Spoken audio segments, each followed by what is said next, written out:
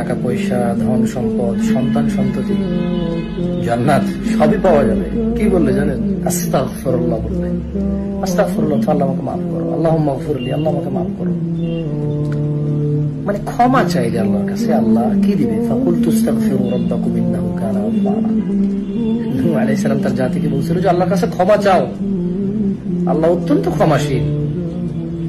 ইউরসিলিস সামা আলাইকুম মিদরারা, তিনি আকাশ থেকে তোমাদের জন্য ভারী বৃষ্টি বর্ষণ করবেন। সুবহানাল্লাহ। ওয়ায়ুমদিদকুম বিআমওয়াল, আল্লাহর কাছে ক্ষমা চাইলে আল্লাহ সম্পদ বৃদ্ধি করবে। ওয়া বানিন, সন্তান সন্ততি বৃদ্ধি করবে। সুবহানাল্লাহ। ওয়ায়াজআল লাকুম জান্নাতিন ওয়ায়াজআল লাকুম আনহারা, জান্নাত দিবে এবং তার পাদদেশে কি দিবে? নহর দিবে। সুবহানাল্লাহ ওয়া বিহামদিহি, সুবহানাল্লাহ।